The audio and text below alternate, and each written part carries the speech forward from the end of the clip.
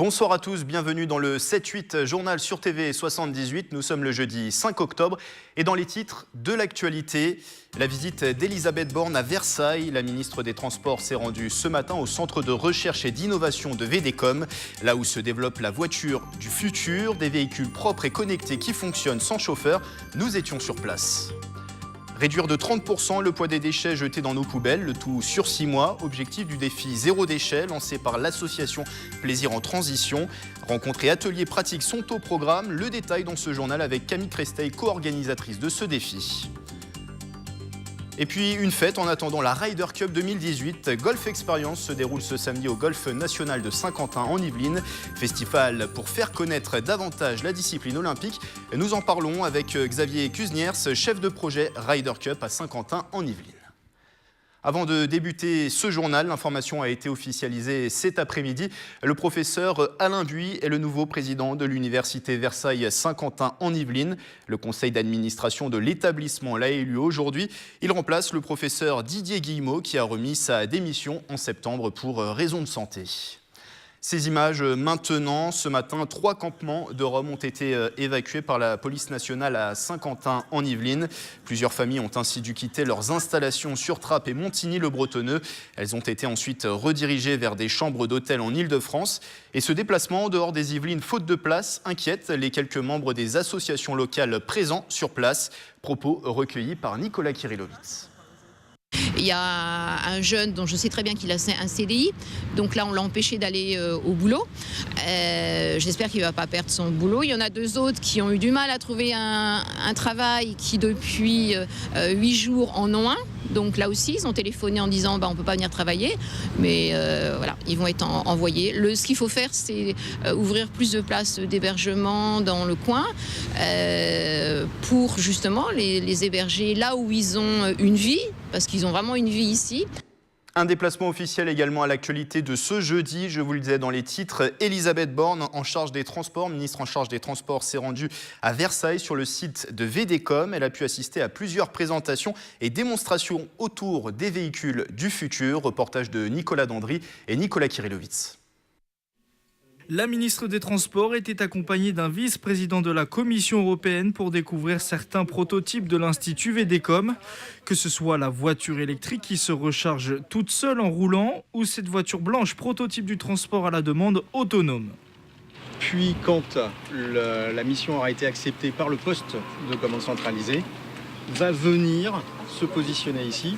Il y a beaucoup de territoires dans lesquels il faut tout simplement répondre aux besoins des gens qui n'ont pas le permis de conduire ou qui n'ont pas la possibilité de conduire une voiture.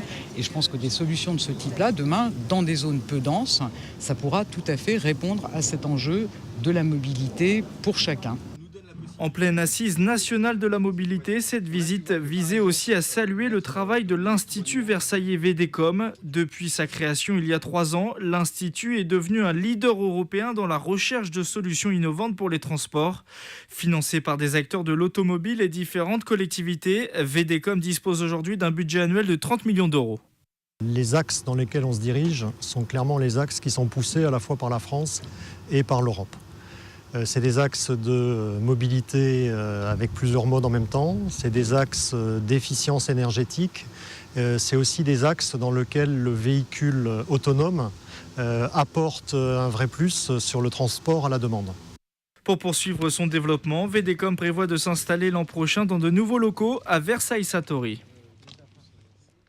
Et la venue de la ministre des Transports à Versailles était aussi l'occasion de clarifier certains sujets, notamment celui de la ligne 18 qui doit relier à l'horizon 2030 l'aéroport d'Orly à Versailles. Des rumeurs d'abandon du projet par le gouvernement faute de financement circulent depuis quelques semaines. Elisabeth Borne s'est voulue rassurante sur le tracé du métro, moins sur le calendrier que les élus yvelinois voudraient avancer à 2024. Il n'est pas question de remettre en cause les trajets tels qu'ils ont été discutés dans le cadre du Grand Paris. Comme pour l'ensemble des infrastructures, on doit réfléchir à une programmation et à des calendriers, mais personne n'a l'idée de remettre en cause les trajets, le réseau du Grand Paris tel qu'il a été arrêté. Donc la ligne 18 arrivera dans les Yvelines. Une pétition en ligne vient d'ailleurs d'être lancée pour sauver la ligne 18 à l'initiative de Saint-Quentin en Yvelines, Versailles Grand Parc ou encore de la CCI 78. Transport toujours, 158 lignes de bus améliorées dans la région. Île-de-France Mobilité vient de dévoiler son plan de restructuration. À Saint-Quentin-en-Yvelines, le réseau Skibus est concerné par cette modification. Dans le concret, l'offre est revue à la hausse sur l'ouest du territoire. Plus généralement, ce sont des passages de bus supplémentaires pour faire face aux surcharges. Elle vient de se terminer. La deuxième édition du Sky Business Day se déroulait aujourd'hui au Vélodrome national de Saint-Quentin-en-Yvelines. Événement pour promouvoir l'attractivité du territoire et accompagner les entreprises dans leur développement. Près de 600 participants, grands groupes, donneurs d'ordre, PME, TPE et start-up étaient sur place. Premier bilan collecté sur place par Aurélie Ronze, Patrick Jacques de Dixmude et Axel Dwebel. 15% d'augmentation en termes de fréquentation, des rendez-vous de qualité. Nous avons à la fois des entreprises qui étaient déjà présentes l'année dernière qui sont revenues, preuve que l'événement leur permet de nouer de nouveaux contacts, mais aussi de nouvelles entreprises, des grands groupes qui sont encore plus présents que l'année dernière. Donc autant d'éléments qui nous font dire qu'on évaluera bien sûr, mais que déjà on peut considérer que cette édition est de nouveau un succès. L'expérimentation a été lancée en juin à Magny-les-Hameaux. Les élèves de l'école élémentaire Louise Weiss trient désormais leur plateau à la cantine. Sensibilisation pour lutter contre le gaspillage alimentaire. Un projet en partenariat avec la commune, les associations et AMAP, ainsi que le parc naturel régional de la Haute-Vallée de Chevreuse. Mélanie Poquet et Michael Elmidoro dressent un premier bilan de cette opération. Alors que vas-tu mettre dans le compost, dans la poubelle à compost? Est-ce que tu sais ce que tu peux y mettre? Les réflexes ne sont pas encore naturels pour cet élève de l'école Louise Weiss. Depuis le début du mois de juin, les écoliers trient ce qu'il reste dans leur assiette. Ça peut aider la nature. J'adore la nature. J'y fais très attention. Pour ceux qui travaillent pour les déchets, ça leur permet de faire moins de travail. L'école élémentaire est la première des 9 établissements de la commune à tester cette expérience. Une sensibilisation qui se fait avec les élèves, les enseignants, des associations manicoises et les services municipaux. C'est en fait la plus grosse école de la commune, elle comprend 11 classes et à la restauration scolaire, il y a 245 élèves. Donc, un comptage a été fait et en moyenne, il y a 15 kilos de déchets par jour. Ces actions, comme beaucoup d'autres d'ailleurs que l'on mène dans notre école, s'inscrivent dans notre projet d'école. Dans ce projet d'école, il est prévu un volet Agenda 21. Et donc, nous sommes amenés en classe et avec les enfants à les sensibiliser sur tous les enjeux écologiques, les enjeux de protection de la planète, de protection de l'environnement et également sur le développement durable. Les restes sont ensuite jetés dans des composteurs installés dans la cour en début de semaine, un compost qui sera utilisé pour les espaces verts de la ville. Chaque jour, nous jetons en moyenne 1 kg de déchets selon l'Agence de l'environnement et de maîtrise de l'énergie. Pourtant, seulement 20% de ces déchets sont recyclables, le reste pollue la nature. Réduire sa production de déchets, c'est l'objectif du défi Zéro déchet à plaisir. Bonsoir Camille Cresteil, pardon, j'avais perdu votre nom. Camille Cresteil, vous êtes la coprésidente de Plaisir en Transition. C'est une association qui organise ce défi, réduire 30% de ses déchets sur 6 mois. On en parle dans un instant. Peut-être déjà un mot sur l'association. Quelles sont ses missions ? Alors, Plaisir en Transition est une association qui est dans le groupe des villes et des territoires en transition, qui a été créé par Rob Hopkins. Et l'idée en fait des associations en transition, c'est de prendre conscience qu'un jour ou l'autre, le pétrole va manquer et que si on ne se prépare pas dès maintenant, le choc va être très très dur. Et donc, le pétrole est devenu tellement... on a du mal à s'en passer. Voilà, c'est ça. Qu'en fait, sur tous les sujets, il est là. Donc ça peut être l'alimentation, ça peut être le déplacement, ça peut être... excusez-moi, il y a plein de raisons qui expliquent qu'on utilise du pétrole. Et donc, il faut dès maintenant commencer à remettre en place des activités plus locales. D'accord. Plaisir en Transition essaye... au niveau de Plaisir, de développer différents projets qui aident tous les citoyens à se projeter et à mettre en place des solutions. Alors, de nombreux défis sans déchets ont été lancés en France. Pourquoi en proposer un également à Plaisir ? parce qu'il n'y en avait pas à Plaisir, que par définition, toutes les actions des associations de transition sont locales. Il y a effectivement un défi qui se lance à Manille-les-Hameaux avec la LEC. Il y a des projets à très très grande échelle, effectivement, qui se lancent dans un certain nombre de villes.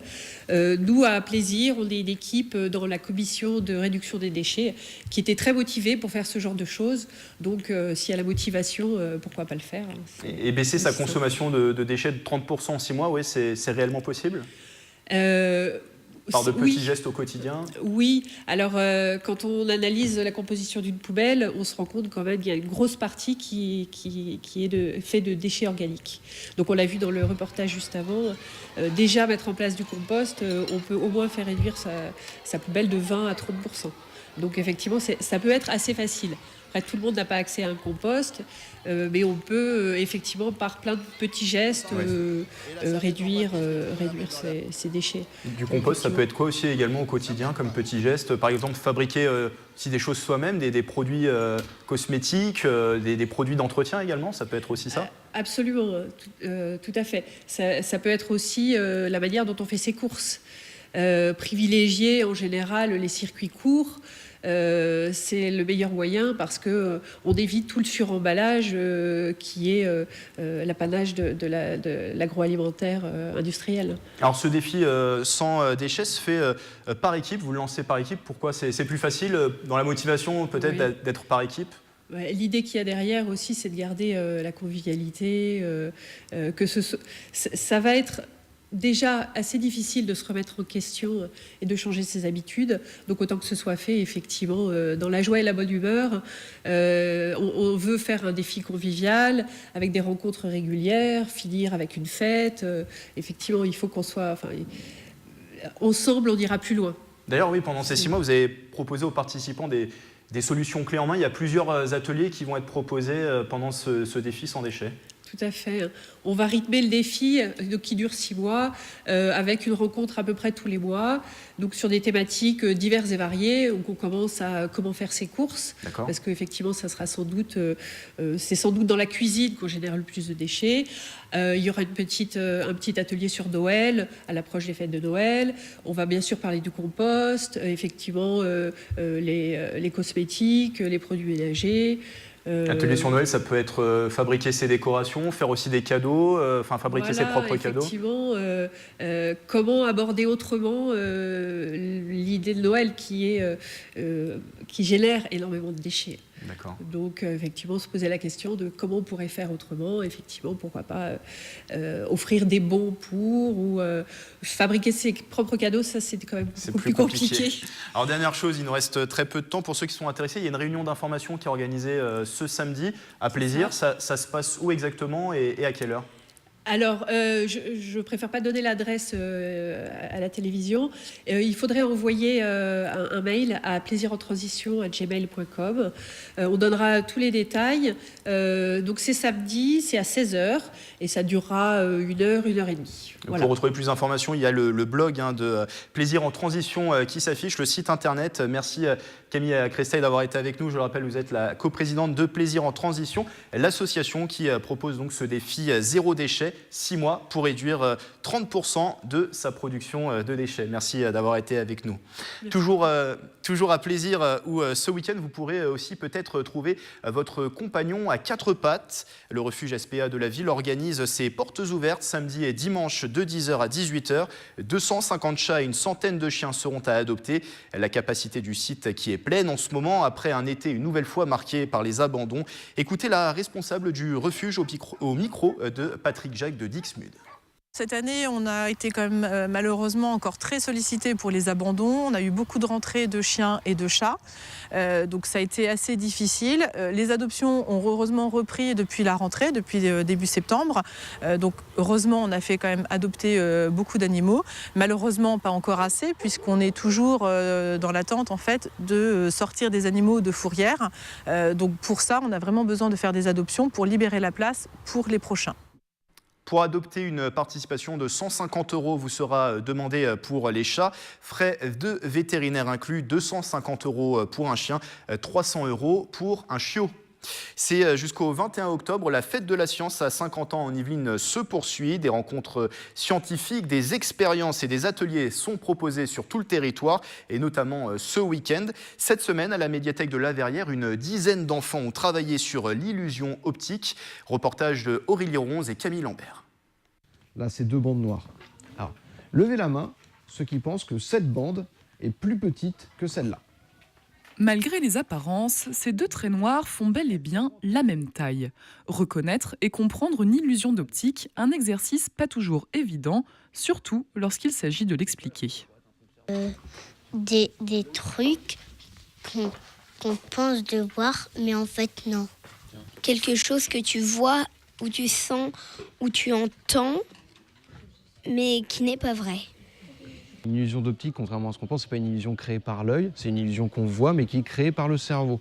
Justement, le cerveau se trompe et crée une logique là où il n'y en a pas. C'est là que naissent justement les illusions d'optique. Parmi la dizaine d'enfants participant à cet atelier, certains découvraient pour la première fois ce phénomène. Et rien de mieux qu'une petite mise en pratique pour s'en rendre compte. J'ai fait une maison avec des bonhommes dedans.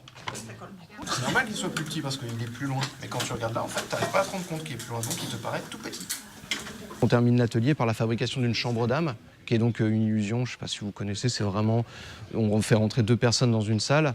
Quand on met les 2 personnes à l'autre bout, il y en a une qui paraît démesurément grande par rapport à l'autre, parce qu'en fait, la forme de la salle n'est pas vraiment celle d'une salle, mais notre œil l'aperçoit comme telle, et donc c'est pour ça que ça crée quelque chose. Dans le cadre de la fête de la science, de nombreux ateliers sont proposés jusqu'au 21 octobre. Une exposition manip sur la lumière est actuellement à découvrir à la médiathèque de La Verrière. Qui attend impatiemment la Ryder Cup 2018. La Coupe du monde de golf se déroule dans moins d'1 an au Golf National de Saint-Quentin en Yvelines. Et justement, le site saint-quentinois accueille le Golf Experience samedi de 14h à minuit. Bonsoir Xavier Kuzniers, chef de projet Ryder Cup à Saint-Quentin en Yvelines. Vous êtes pleinement dans le dossier de cette Ryder Cup. Golf Experience qui remplace l'ancien Golf Festival et qui a pour but de faire connaître davantage cette discipline olympique. Pourquoi ? Exactement. Donc Golf Experience, comme vous avez pu le dire, qui est peut-être déjà connu de certains Saint-Quentinois et de certains Franciliens, sous la forme de Golf Festival, qui était le rendez-vous incontournable du golf sur le territoire.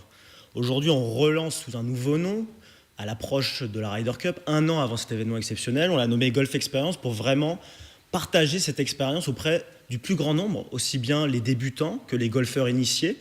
Il y a vraiment des animations pour tout le monde. Donc ça se passe de 14h à minuit, aussi bien des animations que des initiations, des jeux concours, le fameux golf de nuit également, qui est une expérience inédite. On va parler dans un instant. On va pouvoir en discuter.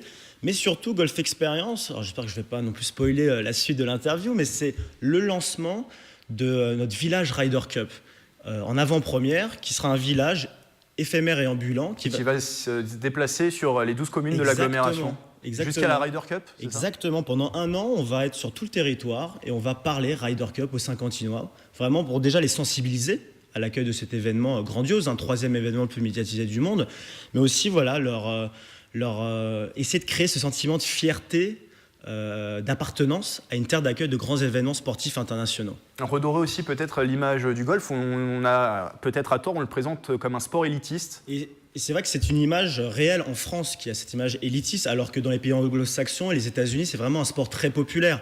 D'ailleurs, on peut voir des images de la Ryder Cup. D'ailleurs, sur TV78, on en a vu régulièrement. Sûr, oui. C'est un sport très populaire où les gens viennent déguisés, maquillés, avec leurs klaxons. Donc c'est vraiment ce qu'on va essayer de démontrer aux Saint-Quentinois grâce justement à tout ce plan d'action, alors très dense pendant 1 an. On va aller à la rencontre aussi bien du grand public que des entreprises pour leur parler de la Ryder Cup. On voit à l'image d'ailleurs des images de la précédente édition qui était aux États-Unis. Alors oui, l'idée c'est que ça soit quelque chose de convivial, convier petits et grands, novices comme experts à ce Golf Experience. Exactement, donc Golf Experience de 14h à minuit, samedi, de la restauration sur place pour justement rester toute la journée. En plus, la météo annonce plutôt un beau temps, donc ça c'est quand même une très bonne nouvelle. Donc aussi bien pour les débutants, où on aura des pros qui les accompagneront pour leur expliquer ce qu'est le golf, comment on tient un club, etc. Il y aura également des ateliers de perfectionnement pour les golfeurs justement initiés, pour qu'ils apprennent peut-être à réaliser un meilleur geste et s'améliorer encore et toujours. parcours pour tous les goûts d'initiation, des gestes d'initiation et aussi pour des gens plus expérimentés. Exactement. Comme vous le disiez. Alors, vous en avez parlé également. Il y a une session en nocturne qui est organisée au Golf Experience pour taper des balles fluorescentes. Exactement, c'est quelque chose d'assez inédit, hein, qui était déjà présent lors de Golf Festival, qu'on relance évidemment cette année. La possibilité déjà de jouer sur un parcours avec des balles fluorescentes et un parcours tout illuminé. Également le practice de nuit avec un DJ set en live, un peu Electro Lounge, pour vraiment avoir cette ambiance très conviviale finalement et casser cette image de sport élitiste. Et des cadeaux à la clé, c'est ça? Si beaucoup de cadeaux, beaucoup de jeux concours tout au long de la journée. Également, tous les visiteurs repartiront avec un Goody Ryder Cup pour justement repartir avec une belle image de cette journée. On a à moins d'un an de cette compétition qui se déroulera du 25 au 30 septembre 2018. Ouais, l'idée, c'est de faire monter, excusez-moi de l'expression, mais monter la sauce, faire monter la sauce jusqu'à l'événement. C'est exactement ça. On va essayer de faire monter la sauce, comme vous le dites si bien. Là, on est à peu près à un an de la Ryder Cup. Elle commence le 25, donc on est un peu moins d'un an même. Un peu moins d'un an, oui. Nous, cet événement du 7 octobre, c'est notre One Year to Go. Celui de l'organisateur, l'European Tour, aura lieu une semaine après.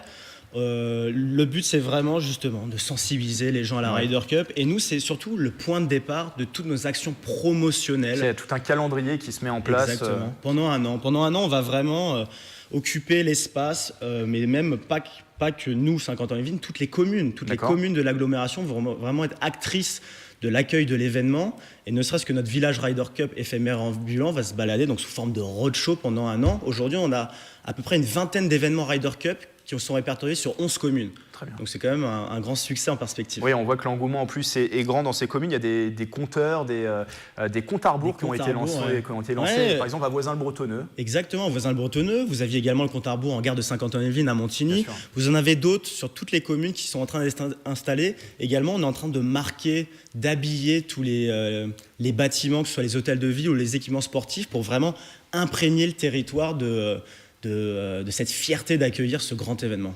Il y a eu le Paris Legend Championship la semaine dernière, là, ce Golf Experience. D'ici la Ryder Cup, quels sont les événements phares qu'on pourra avoir? Alors, il va en avoir beaucoup, en tout cas que Saint-Quentin-en-Yvelines va porter.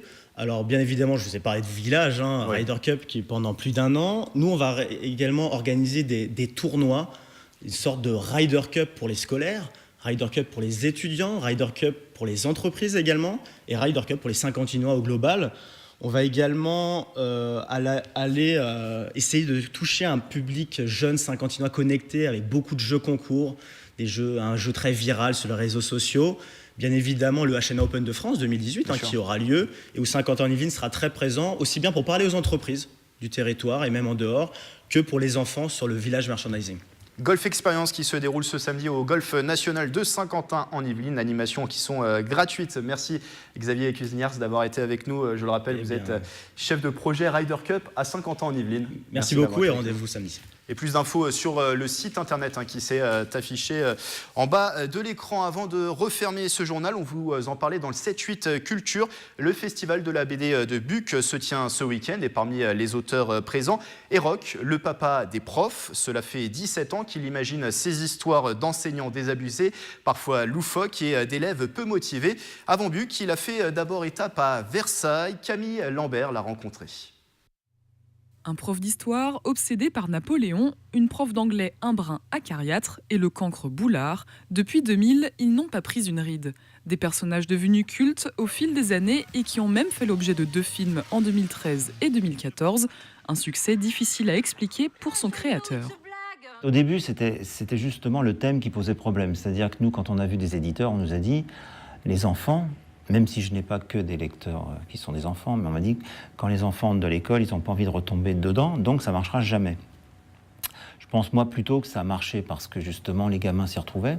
Je suis content de voir des gens de 25 ans qui effectivement me disent « Ah ben je continue, voilà, j'ai acheté le dernier ». Alors je pense qu'ils ne voient pas la même chose que ce qu'ils voyaient à 11-12 ans, mais ce qui compte, c'est qu'ils soient fidèles, quoi, ça fait plaisir. Échanger avec les lecteurs, un jeu auquel Eroc se prête volontiers. Il a même aidé à élaborer le nouvel agenda de l'agglomération Versailles Grand Parc avec des enfants.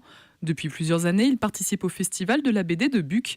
Il sera présent pour la 24e édition des 7 et 8 octobre prochains.